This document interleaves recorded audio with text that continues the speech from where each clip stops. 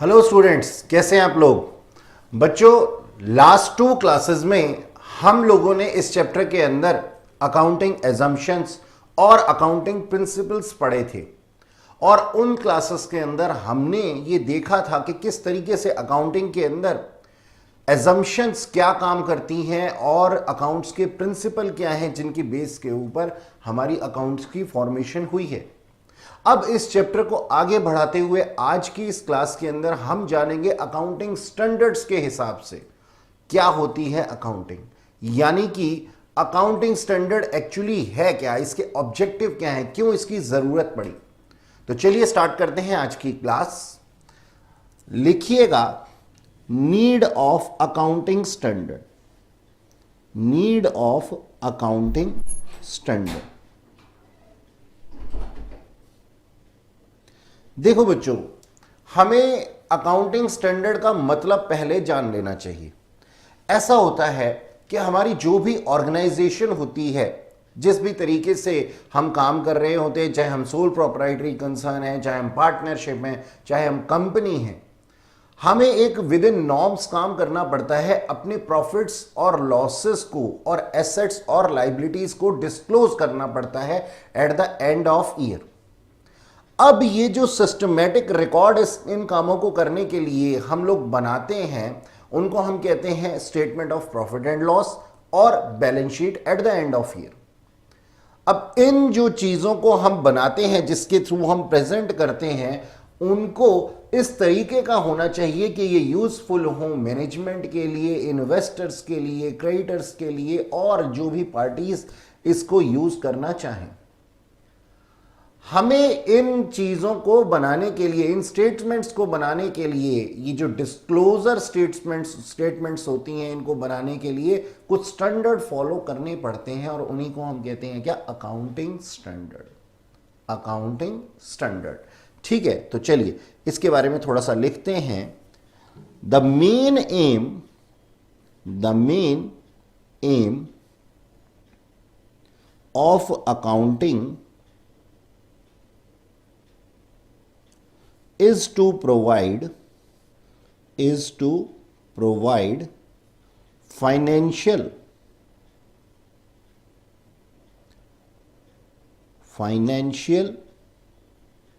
information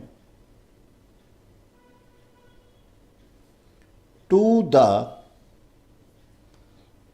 number of parties interested in it. Okay, to the number of parties interested in it, such as investors, management, creditors,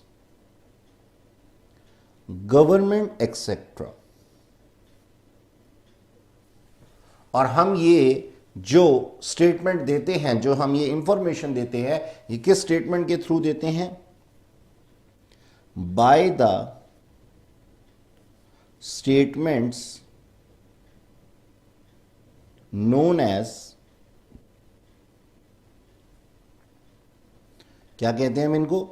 profit and loss account, profit and loss account. और number 2 balance sheet. ठीक है जी, ये 2 चीजें हमें जो है वो अपने जो भी पर्सन इंटरेस्टेड हैं उनको देनी पड़ती हैं। अब आगे लिखिएगा, as per section 129 of companies act,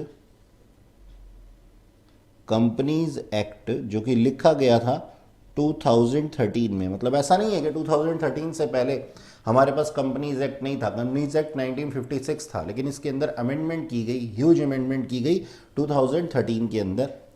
the financial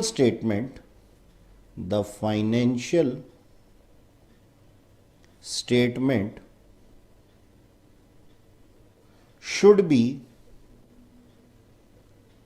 true and fair, यानी कि ये सच्ची होनी चाहिए। लेकिन हाउएवर, यानी कि यद्यपि, however there is no definition, there is no definition of true and fair financial statement।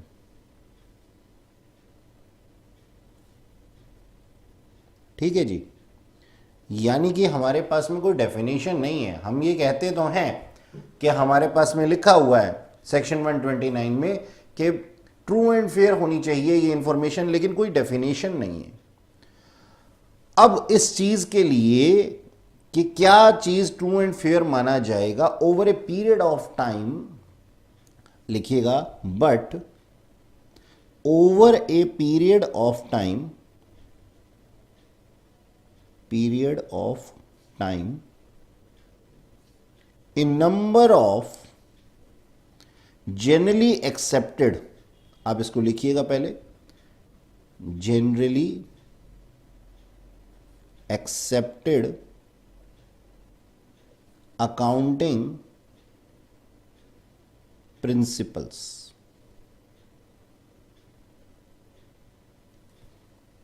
have been developed, have been developed। देखो जी, मैंने लिखा क्या है, हमने कहा कि सेक्शन 129 क्या कहता है, ट्रू एंड फेयर होनी चाहिए हमारी ये स्टेटमेंट, लेकिन ये ट्रू एंड फेयर कैसे हो ये हमें मालूम नहीं है। लेकिन over a period of time, लंबे समय के दौरान हम लोगों ने क्या निजात किया, जनरली एक्सेप्टेड अकाउंटिंग प्रिंसिपल, ये होते हैं गैप्स। आप इसके बारे में अपने टीचर से बार बार सुनते हैं, ठीक है जी। इसका मतलब है कि ये जनरली एक्सेप्टेड है। भाई मान लीजिए मैं ये कहता हूं कि कोई चीज है जिसके ऊपर आपकी और मेरी राय जो है वो एक जैसी है, तो ये क्या है, जनरली एक्सेप्टेड है। तो हम क्या कहते हैं यहां पे, ऐसे अकाउंटिंग प्रिंसिपल्स जो कि जनरली एक्सेप्टेड हो, वर्ल्ड वाइड जो है वो इन चीजों को एक्सेप्ट किया जाता है, ऐसे हमने डेवलप किए। और जो डेवलप किए उससे हमने क्या किया, उससे हमने अपने सिस्टमेटिक रिकॉर्ड बनाने शुरू कर दिए। ठीक है जी, इसके बारे में, गैप के बारे में थोड़ा सा और लिखते हैं नेक्स्ट पेज पे। हाँ जी, ये लिखिएगा, gap also, GAAP, gap also allow a large number of alternative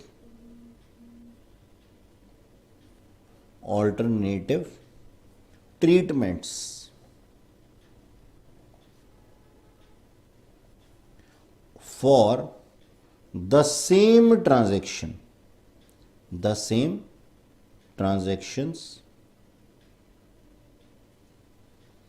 of various business।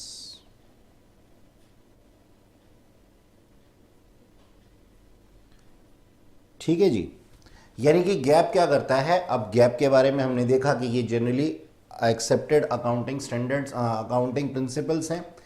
तो ये जो जनरली एक्सेप्टेड अकाउंटिंग प्रिंसिपल हैं, इनके अंदर बहुत से ऑल्टरनेटिव दिए हुए हैं बच्चों, बहुत सारे ऑल्टरनेटिव्स दिए हुए हैं एक ही ट्रांजैक्शंस को अलग अलग रिकॉर्ड करने के लिए। ठीक है जी, तो अब क्या करते हैं, हम ये चेक करते हैं कि हमारे को कौन से अकाउंटिंग प्रिंसिपल जो हैं या फिर कौन से ऑल्टरनेट से काम करना है और किस तरीके से हमने अपनी ट्रांजैक्शंस रिकॉर्ड करनी है, और ये जो ट्रांजैक्शंस हैं वो सिस्टमेटिक रिकॉर्डिंग इनकी की जाती है।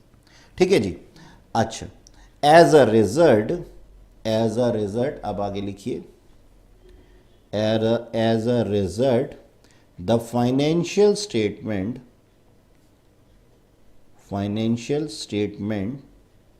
become inconsistent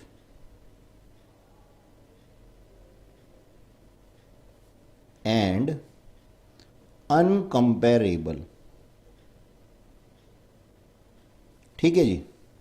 तो हमने क्या कहा, हमने कहा इसके अंदर बहुत सारे ट्रीटमेंट्स दिए हुए थे, और बहुत सारे ट्रीटमेंट दिए हुए थे एक ही चीज़ को अलग अलग तरीके से रिकॉर्ड करने के। तो ये क्या कर देता है, ये हमारे काम को ख़राब कर देता है, ये इनकंसिस्टेंट कर देता है और अनकंपेरेबल कर देता है, कंपेयर नहीं हो सकता इनका।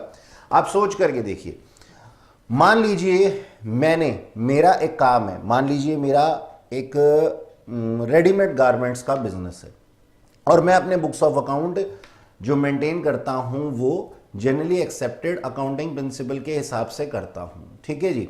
और उसके अंदर जो एक खास तरीके का ट्रीटमेंट दिया हुआ है, उस खास तरीके के ट्रीटमेंट को मैं अपनी बुक्स ऑफ अकाउंट में शामिल करता हूं, और उसके हिसाब से ही मैं अपना क्या नाम है बुक्स ऑफ अकाउंट मेंटेन करता हूं। लेकिन मान लीजिए मेरे साथ में जो एक दुकानदार है जो कि मेरे ही जैसा काम करता है, उसने दूसरी अप्रोच फॉलो करके अकाउंटिंग GAAP की दूसरी अप्रोच फॉलो करके अपने बुक्स ऑफ अकाउंट मेंटेन किए हैं।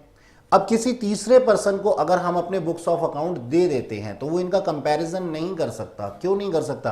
कंपैरिजन हमेशा उन चीज़ों का होता है बच्चों, उन्हीं चीज़ों का होता है जो कि सेम सेम दिखती हो। जब कोई चीज़ सेम सेम नहीं दिखेगी तो कंपैरिजन कैसे हो सकता है? ठीक है जी। तो हम क्या कहते हैं, इसके लिए हमारे को रिक्वायरमेंट पड़ी किसकी? अकाउंटिंग स्टैंडर्ड की। Therefore we required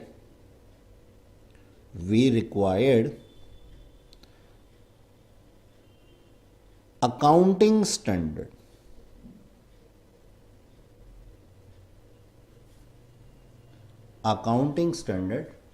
to overcome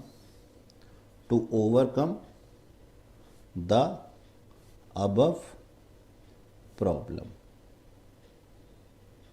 ठीक है जी।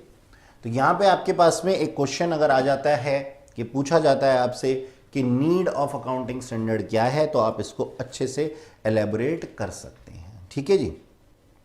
अच्छा, अब इसके बाद हम लोग लिखेंगे अकाउंटिंग स्टैंडर्ड के बारे में। अकाउंटिंग स्टैंडर्ड के बारे में, अकाउंटिंग स्टैंडर्ड कहाँ से आया, किस तरीके से आया, ये हमें सब चीज़ें जो हैं वो लिखनी है। ठीक है जी। इंटरनेशनल, अब आप आगे लिखिएगा इसके बारे में, अगले हैं ये, आगे का टॉपिक है इंटरनेशनल अकाउंटिंग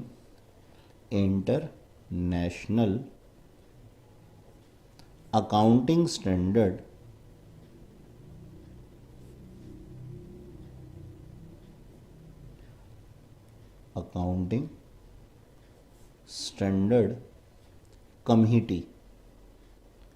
कमिटी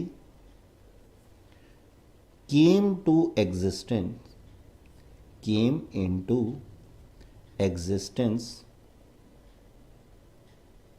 on कब? 29 जून 1973 में। ठीक है जी। ये कमेटी थी जिसने कि अकाउंटिंग स्टैंडर्ड को जो है डेवलप किया। ठीक है। International accounting standard committee came into existence. तो आपसे अगर वो वन वर्ड में इसकी डेट पूछ ले, वन मार्कर में, तो आप इसका जवाब दे सकते हैं टू डेवलप अकाउंटिंग स्टैंडर्ड। ठीक है। और आपने सीए का नाम सुना होगा। सीए के एग्जाम कंडक्ट कराने के लिए ICAI, institute of chartered accountant of India, और ICMA यानी कि cost and management accountant, institute of cost and management accountants, इसके मेंबर्स हैं। तो आप इसके आगे लिख सकते हैं ICAI and ICMA are the members of international accounting standard committee. ठीक है जी, IASC। अच्छा, अब हमारे को है ना डेफिनेशन लिखनी है। नेक्स्ट जो हमें लिखना है वो लिखना है क्या? डेफिनेशन लिखनी है अकाउंटिंग स्टैंडर्ड की। तो कोहलर एक बहुत ही प्रसिद्ध जो हैं वो हमारे पास में पर्सन हुए हैं, बहुत ही स्पेशलाइज्ड इनकी अकाउंटिंग थी। तो उन्होंने क्या डेफिनेशन दी है अकाउंटिंग स्टैंडर्ड की, आप इसको लिखिएगा। Definition, A code of conduct जिसके के अंदर हम काम करते हैं, conduct imposed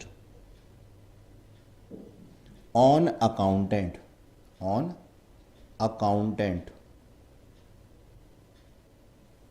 by custom, law or professional body।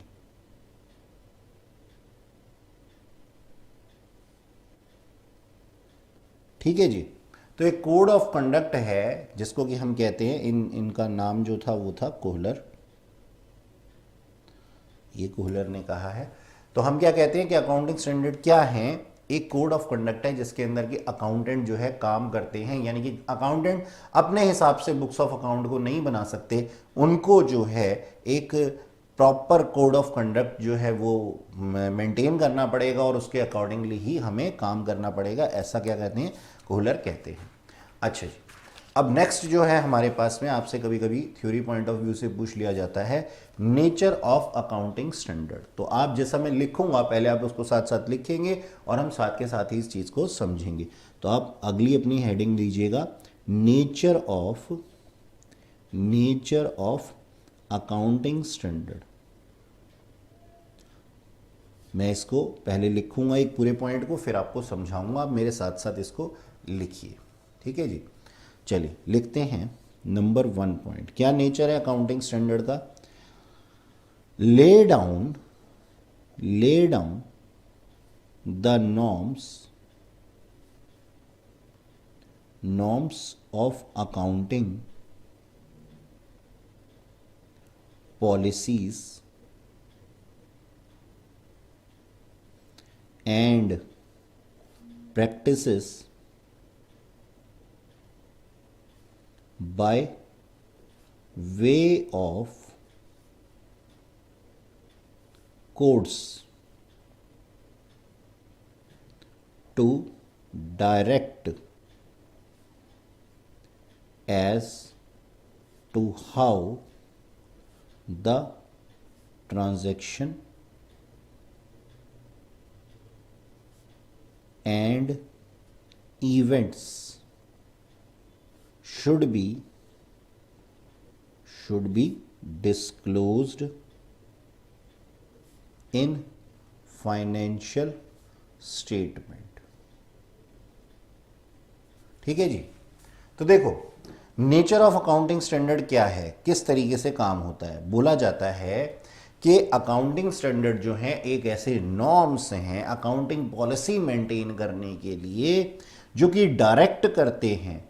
क्या डायरेक्ट करते हैं, यानी कि डायरेक्शन देते हैं। क्या डायरेक्शन देते हैं कि किस तरीके से ट्रांजैक्शंस और इवेंट्स को रिकॉर्ड किया जाए या डिस्क्लोज किया जाए, किसमें, फाइनेंशियल स्टेटमेंट के अंदर।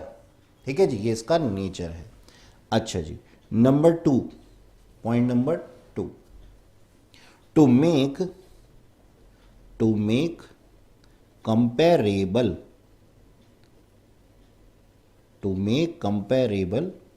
financial statement of different businesses।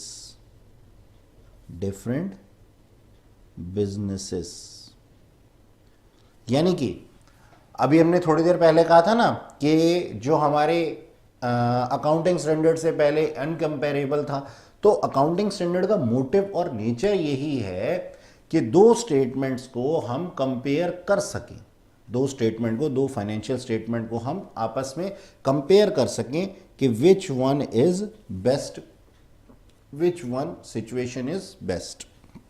अच्छा जी, थर्ड पॉइंट लिखिएगा, अकाउंटिंग स्टैंडर्ड, मैं इसको एएस लिखूंगा। ठीक है, ये एज नहीं है, ये एएस है। Accounting standard prescribe A preferred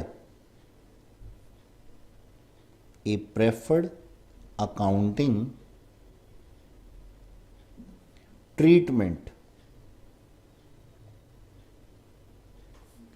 from available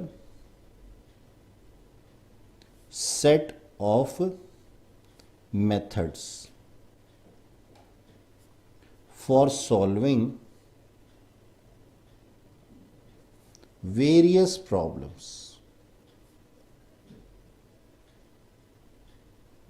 ठीक है जी।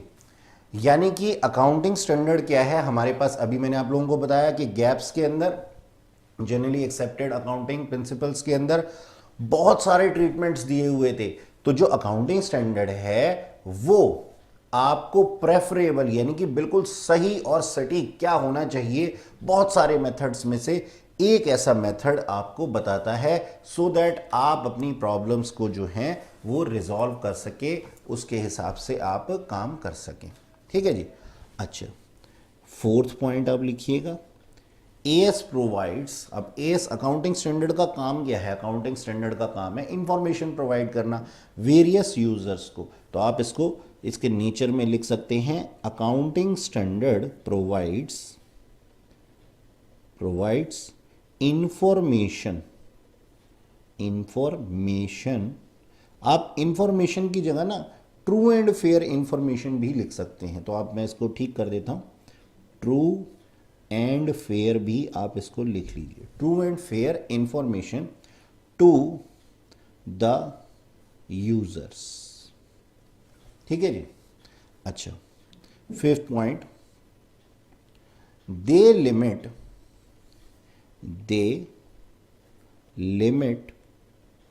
The area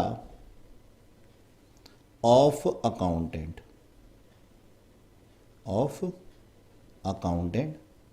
to perform their duties। ठीक है जी। However, they are flexible।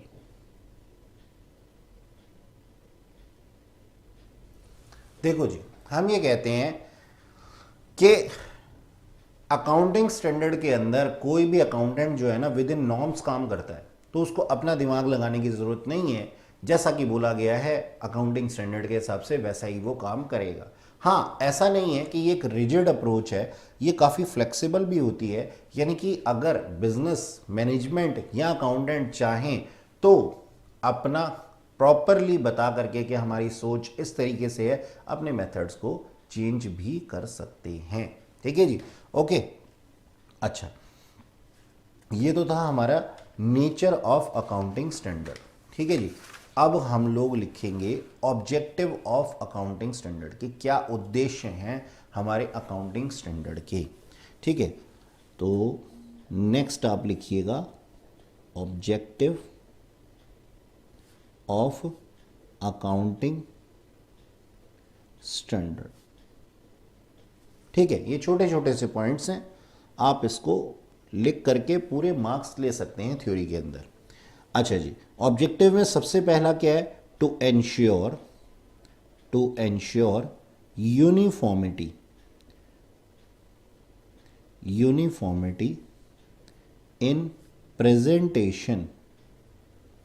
In presentation of financial statement. ठीक है जी, ये इसका सबसे पहला ऑब्जेक्टिव है कि हमने जो भी हमने बनाई है फाइनेंशियल स्टेटमेंट, उसके अंदर एक यूनिफॉर्मिटी होनी चाहिए। यूनिफॉर्मिटी होने का मतलब क्या है कि भाई सारे एक जैसे ही दिखें। ठीक है जी। अच्छा, to provide information to users about the policies adopted in preparation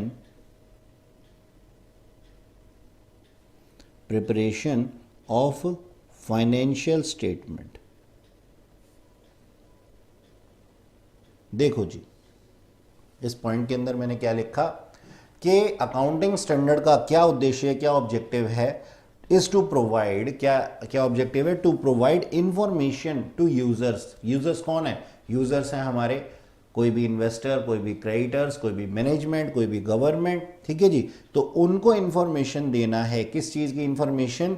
about the policies, जो पॉलिसीज हमने अडॉप्ट कर रखी हैं, किस लिए प्रिपरेशन ऑफ फाइनेंशियल स्टेटमेंट के लिए, यानी कि जिस भी तरीके से हमने फाइनेंशियल स्टेटमेंट को बनाया है उनके पीछे क्या अकाउंटिंग स्टैंडर्ड है ये जानकारी देना भी उद्देश्य है किसका, अकाउंटिंग स्टैंडर्ड का, ऑब्जेक्टिव है अकाउंटिंग स्टैंडर्ड का। ठीक है, थर्ड पॉइंट आप लोग मेरे साथ लिखिएगा, to remove the effects of diverse accounting policies. यानी कि कभी कभी देखने में आता है कि अकाउंटिंग पॉलिसीज जो होती हैं बहुत डाइवर्स हो जाती हैं, कभी कभी भटक जाती हैं अपने रास्ते से, अपने मेन ऑब्जेक्टिव से ही भटक जाती हैं। ठीक है, तो ऐसी चीज़ को हटाने के लिए, इस सिचुएशन को हटाने के लिए हमने अकाउंटिंग स्टैंडर्ड को निजात किया है और यही इसका मेन ऑब्जेक्टिव है। नेक्स्ट लिखिएगा, to ensure consistency, transparency and comparability of financial statement.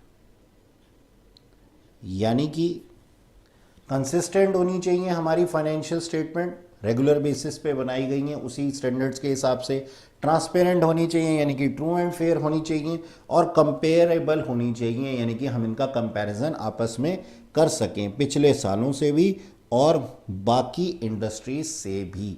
Okay, अच्छा नेक्स्ट लिखिएगा, to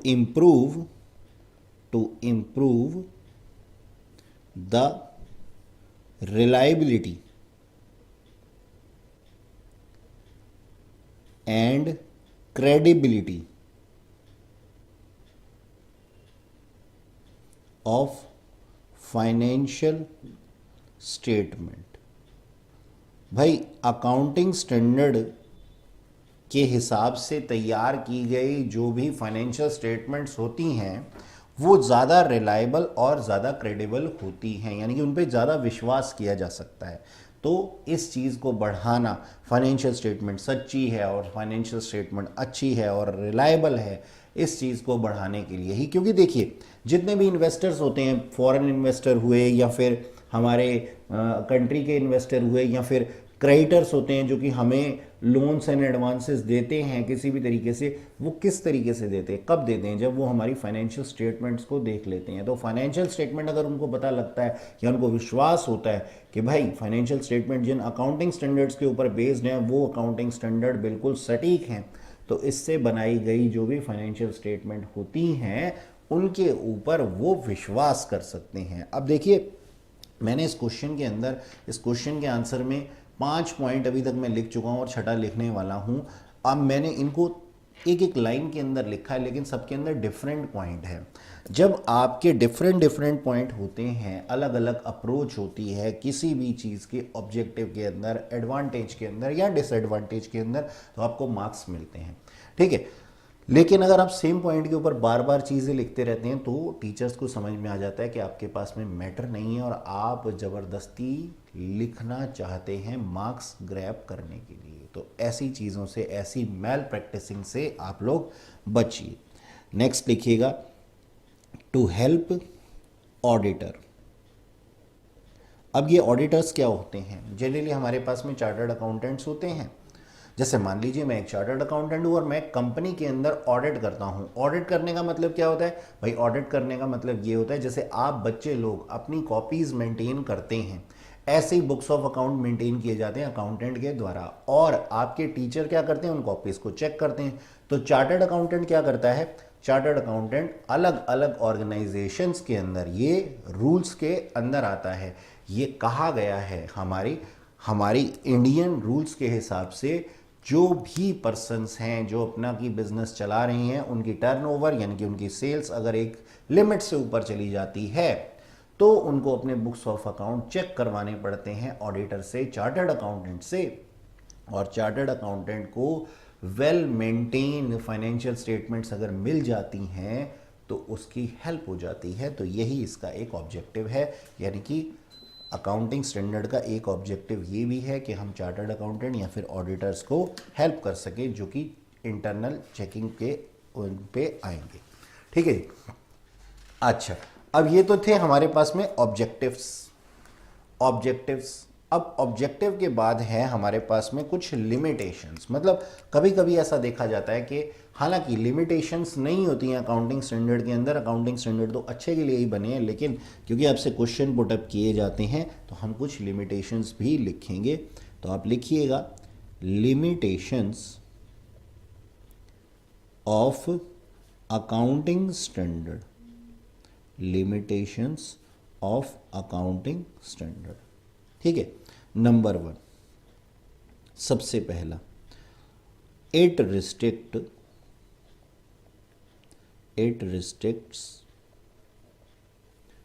accountants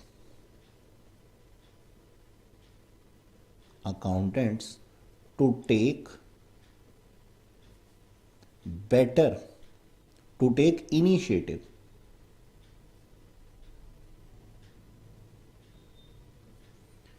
initiative for better presentation।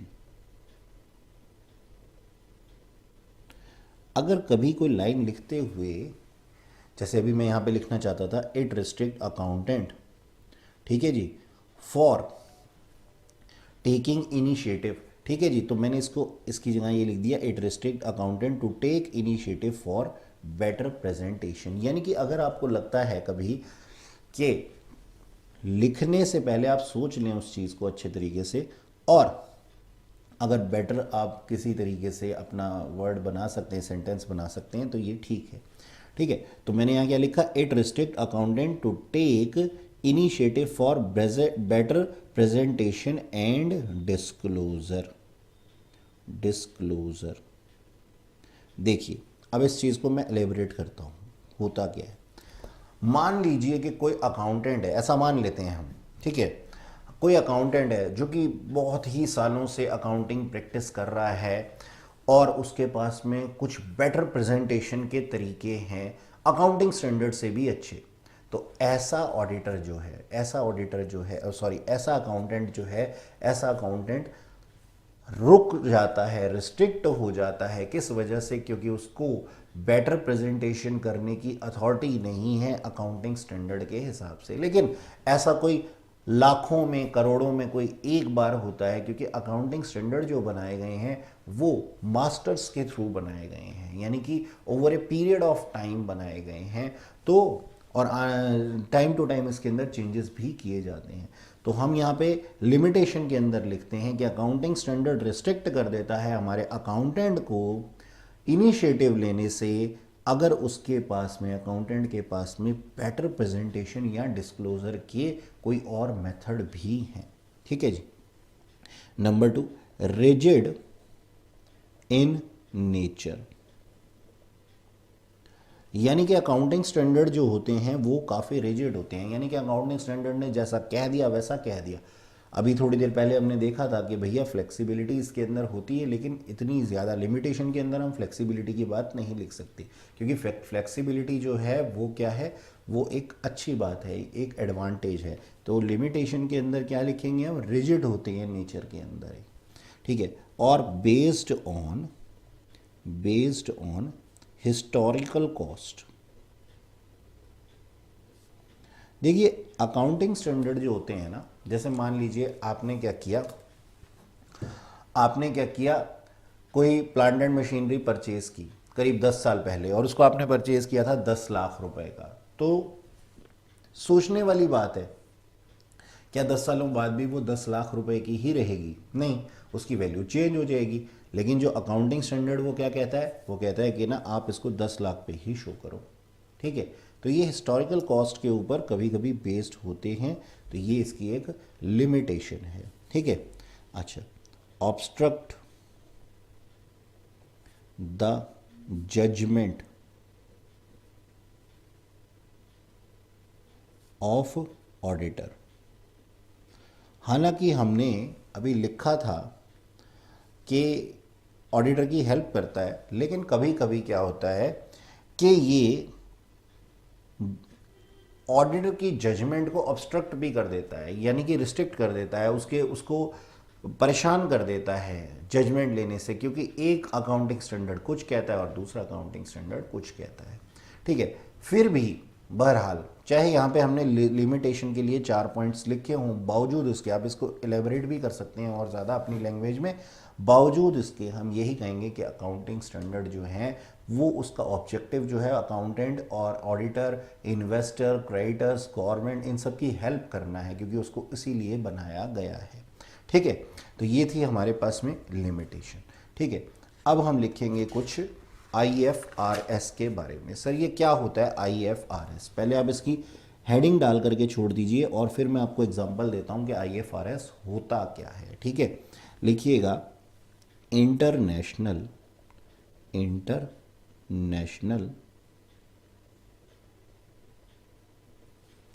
Financial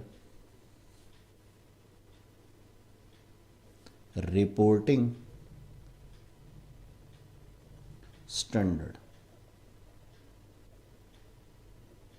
sir ये भी कुछ अकाउंटिंग स्टैंडर्ड की तरह ही होता है क्या? आइए देखते हैं होता क्या। एग्जाम्पल लेते हैं पहले एक, कि ये होता क्या है, इसके बारे में हम जान लें कि IFRS है क्या। आपका थ्योरी पॉइंट ऑफ व्यू से ये क्वेश्चन पुटअप कर लिया जाता है। मान लीजिए एक मिस्टर एक्स का बिजनेस है, तो मैं यहाँ लिखता हूँ बिजनेस ऑफ मिस्टर ए लिख देते हैं एक्स की जगह पे। मिस्टर ए का एक बिजनेस है, ठीक है, और एक मिस्टर बी है, और ये फॉरेन इन्वेस्टर है,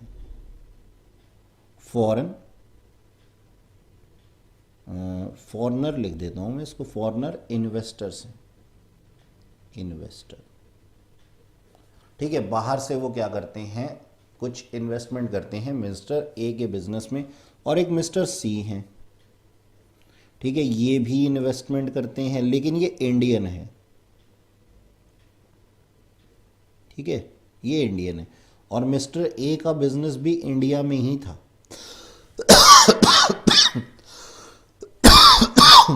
सॉरी। तो मिस्टर ए का एक बिजनेस है, मिस्टर बी और सी उसके अंदर इन्वेस्टर हैं, और मिस्टर बी जो है वो फॉरेन इन्वेस्टर है, मिस्टर सी जो है वो इंडियन इन्वेस्टर है। अब होगा क्या, एक टाइम पीरियड पूरा होने के बाद में मिस्टर ए को जो है वो मिस्टर बी और सी को कुछ फाइनेंशियल स्टेटमेंट देनी होगी, क्योंकि ये दोनों इन्वेस्टर्स हैं मिस्टर ए के बिजनेस के अंदर। तो उनको ये बताना पड़ेगा कि एक पीरियड ऑफ टाइम के बाद में मेरे पास कितने के एसेट्स हैं, कितने की लाइबिलिटीज़ हैं, क्या मेरे हाथ में कैश है, और बहुत सारी चीज़ें बतानी पड़ेंगी फाइनेंशियल स्टेटमेंट्स के हिसाब से।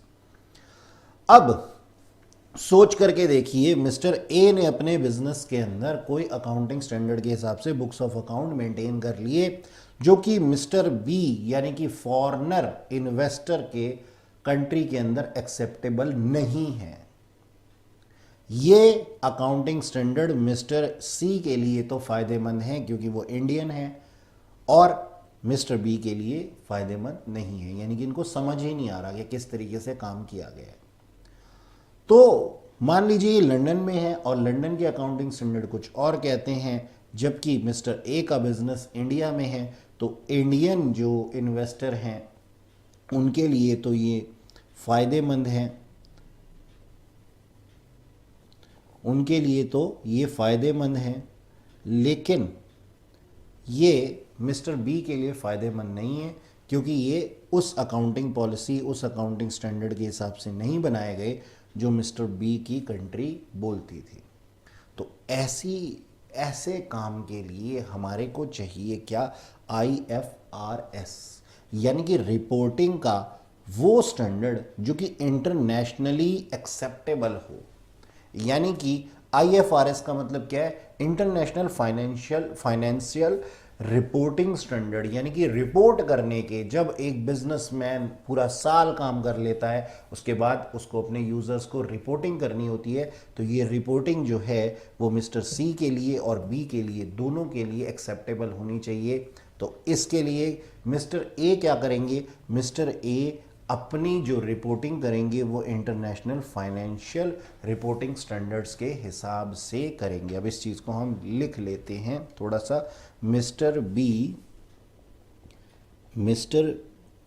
Be required financial reporting as per the rules of his country, but Indian rules are different, therefore Mr. A needs to maintain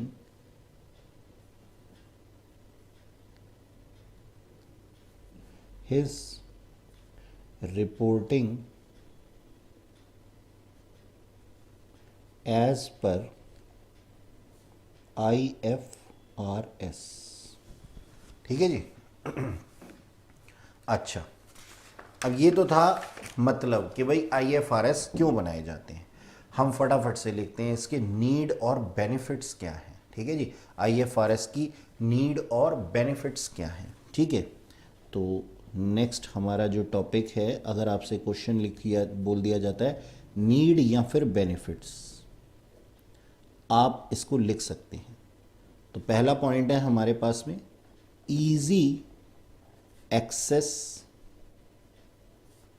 to global capital market.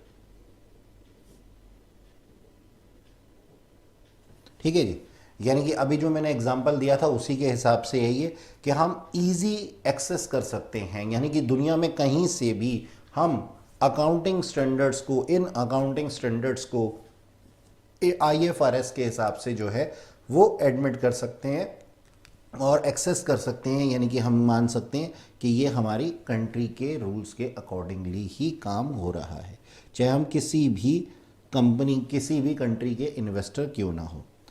Easy to make comparison.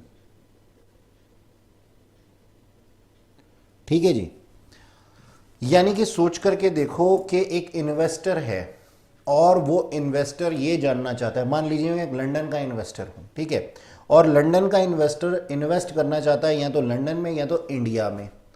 अगर उसको comparison करना है कि कौन सा business उसके लिए अच्छा है, फाइनेंशियली वाइबल है, तो उन दोनों बिजनेसेस की रिपोर्ट एक ही मेथड के हिसाब से बनी होनी चाहिए।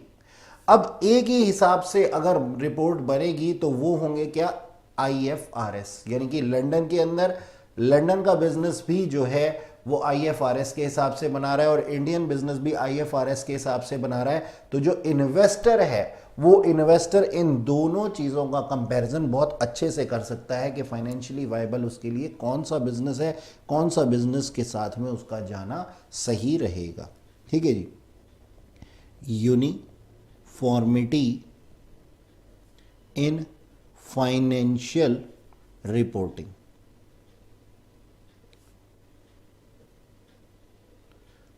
ठीक है जी, देखिएगा कि इसकी जो रिक्वायरमेंट है क्यों थी, क्योंकि पहले यूनिफॉर्मिटी नहीं थी। पहले बुक्स ऑफ अकाउंट अलग अलग कंट्रीज में अलग अलग सिस्टम्स के हिसाब से बनाए जाते थे, लेकिन IFRS के आने से हमारे पास में एक जैसे ही जो हैं बुक्स ऑफ अकाउंट बनाए जाते हैं। तो इससे यूनिफॉर्मिटी यानी कि एक ही तरीके से हमारा जो है बनाना जो है वो चालू हो गया, शुरू हो गया, और हम इसको एक यूनिफॉर्म वे में ट्रांसपेरेंसी के साथ में जज भी कर सकते हैं इनके द्वारा बनाई गई जो भी हमारी रिपोर्टिंग होती है उनको। Lower cost of capital raised abroad. देखो जी, पहले क्या होता था, पहले ये होता था, अब कॉस्ट कैसे रिड्यूस हो गई। मान लीजिए मैं एक बिजनेसमैन हूं इंडिया का, और मुझे अपने इंडियन इन्वेस्टर्स को रिपोर्टिंग देनी है और फॉरेन इन्वेस्टर्स को भी रिपोर्टिंग देनी है अपने बिजनेस की। तो मैं क्या करता था, दो तरीके से बुक्स ऑफ अकाउंट मेंटेन करता था, या फिर दो तरीके से रिपोर्टिंग करता था। इंडियन वालों को कुछ और देता था और फॉरेन वालों को कुछ और देता था। इससे मेरी कॉस्ट है ना बहुत ज़्यादा बढ़ जाती थी। लेकिन IFRS के आने के बाद में मेरी ये कॉस्ट रिड्यूस हो गई, क्योंकि वही रिपोर्ट मैं अपने इंडियन इन्वेस्टर्स को भी दे सकता हूं और वही रिपोर्ट मैं अपने फॉरेन इन्वेस्टर्स को भी दे सकता हूं। नेक्स्ट पॉइंट आप लिखिएगा, true and fair valuation of assets. देखिएगा, IFRS के हिसाब से हम जो भी अपना क्या नाम है बुक्स ऑफ अकाउंट के अंदर अपने एसेट्स को रिकॉर्ड करते हैं ना, वो हम रिकॉर्डिंग करते हैं ट्रू वैल्यू के ऊपर। यानी कि पहले क्या होता था, पहले होता ये था कि जो वैल्यूएशन की जाती थी वो वैल्यूएशन की जाती थी हिस्टोरिकल कॉस्ट के ऊपर। ये मैंने भी आपको थोड़ी देर पहले बताया था कि हिस्टोरिकल कॉस्ट के ऊपर हम लोग जो थे वो इसकी रिपोर्टिंग करते थे, और उन्हीं के हिसाब से हम अपनी हिस्टोरिकल कॉस्ट के हिसाब से जो है हम इसको बनाते थे अपने बुक्स ऑफ अकाउंट को। जैसा कि मैंने अभी आपको प्लांट एंड मशीनरी का एग्जाम्पल भी थोड़ी देर पहले दिया था।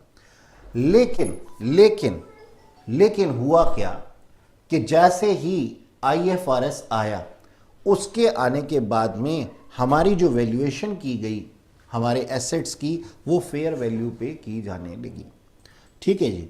तो इसके बाद में हम क्या करने लगे, डेप्रीसिएशन चार्ज करके एक्चुअल वैल्यू को ही कंसीडर करने लगे। ये डेप्रीसिएशन क्या होता है, ये पूरा का पूरा एक चैप्टर है, आने वाले टाइम के अंदर आपको समझ में आ जाएगा। अभी के लिए मैं केवल इतना ही बता देता हूं कि डेप्रीसिएशन का मतलब होता है fall in the value of asset, यानी कि एसेट की वैल्यू में गिरावट आना। ठीक है जी। नेक्स्ट पॉइंट आप लिखिएगा, difficult to commit fraud and manipulation in accounts. ठीक है जी। भाई बात ये थी कि पहले जो था वो मैनिपुलेशन किया जाता था अलग अलग अकाउंटेंट्स के द्वारा। मैनिपुलेशन करना, गड़बड़ी करना, फ्रॉड करना, ये आम चलता था। लेकिन IFRS के आने के बाद में इन गड़बड़ियों के ऊपर लगाम लगी है। तो ये जो है IFRS हमारे सबके लिए बहुत बेनिफिशियल है। ये आपके सारे के सारे पॉइंट्स हैं, 6 के 6 पॉइंट्स। आप इसको फर्दर और एलेबोरेट कर सकते हैं अपनी भाषा में, बिना किसी कंटेंट को खराब किए हुए। तो बच्चों, आज के लिए इतना ही। आने वाली क्लासेस में आपसे फिर मुलाकात होगी। Till then keep learning. Bye bye.